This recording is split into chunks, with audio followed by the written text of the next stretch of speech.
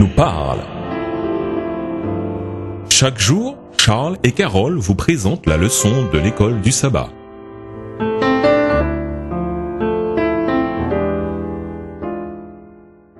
Bonjour chers auditeurs. Bonjour à tous. Aujourd'hui, mercredi 8 janvier, un combat révolutionnaire. Le ministère du Christ était révolutionnaire et ses armes n'étaient pas ordinaires. Elles étaient infiniment plus puissantes que ne le sont les épées ou les couteaux. Des paroles capables de transformer une vie, fréquemment exprimées par le biais de paraboles et de métaphores. Telles étaient ses armes dans le combat contre le mal. Les tactiques et stratégies du Christ ont surpris plus d'un dirigeant. Il n'était pas suffisamment équipé pour contrer l'attraction puissante qu'il exerçait sur les foules. Beaucoup de ces paraboles contenaient des messages qui allaient à l'encontre des dirigeants. Les chefs religieux avaient conscience, à juste titre, qu'ils perdaient une grande part de leur influence lorsque le message du Christ touchait les cœurs. Lisons Matthieu 21, les versets 28 à 32, Luc 14, les versets 16 à 24 et Luc 20, les versets 9 à 19. Quel puissant message ces paraboles transmettent-elles? Même si les paraboles s'adressaient souvent à des personnes précises, quels principes pouvons-nous appliquer à nous-mêmes, qui que nous soyons? Matthieu 21, les versets 28 à 32.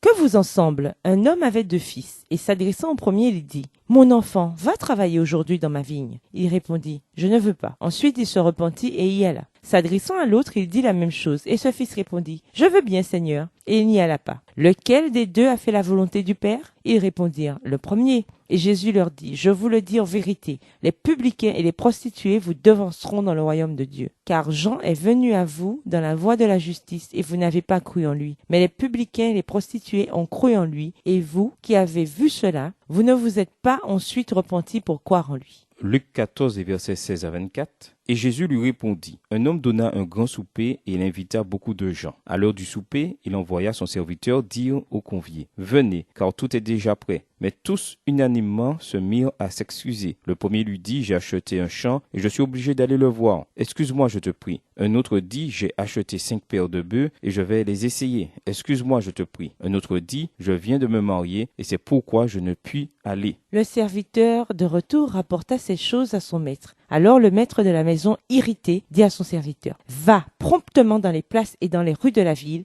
et amène ici les pauvres, les estropiés, les aveugles et les boiteux. Le serviteur dit: Maître, ce que tu as ordonné a été fait et il y a encore de la place. Et le maître dit au serviteur: Va dans les chemins et le long des haies, et ceux que tu trouveras, contrains-les d'entrer, afin que ma maison soit remplie. Car je vous le dis, aucun de ces hommes qui avaient été invités ne goûtera de mon souper. Luc 20, les versets 9 à 19. Il se mit ensuite à dire au peuple cette parabole. Un homme planta une vigne, la ferma à des vignerons et quitta pour longtemps le pays. Au temps de la récolte, il envoya un serviteur vers les vignerons pour qu'il lui donne une partie du produit de la vigne. Les vignerons le battirent et le renvoyèrent à vide. Il envoya encore un autre serviteur, ils le battirent, l'outragèrent et le renvoyèrent à vide. Il envoya encore un troisième, ils le blessèrent et le chassèrent. Le maître de la vigne dit: Que ferai-je? J'enverrai mon fils bien-aimé. Peut-être auront-ils pour lui du respect. Mais quand les vignerons le virent, ils raisonnèrent entre eux et dirent: Voici l'héritier, tuons-le afin que l'héritage soit à nous. Et ils le jetèrent hors de la vigne et le tuèrent. Maintenant, que leur fera le maître de la vigne?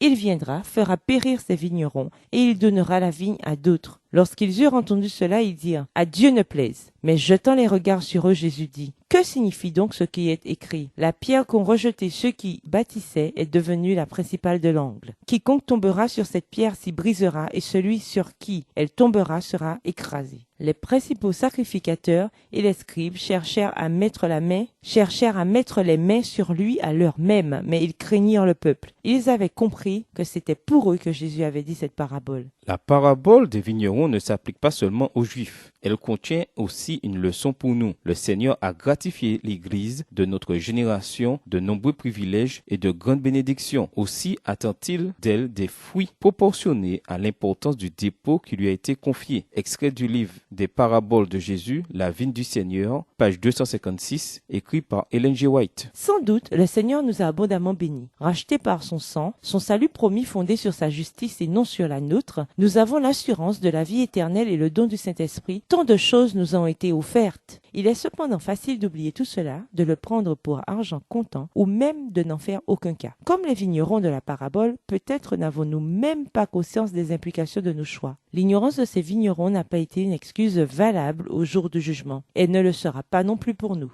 Combien de fois par le passé avez-vous été déçu à propos de votre propre condition spirituelle? Quel enseignement ces expériences vous ont-elles appris et qui, sans doute, vous permettra de ne pas retomber dans les mêmes erreurs? Et nous vous laissons avec la pensée du jour. Tandis que nous accomplissons notre mission de disciples, ne manquons pas d'explorer différentes voies pour graver les vérités éternelles dans l'esprit de nos auditeurs. Dans notre partage de l'évangile avec les autres, cherchons à exploiter judicieusement les histoires, comparaisons et métaphores. Au revoir, chers auditeurs, et à demain si Dieu veut. Au revoir.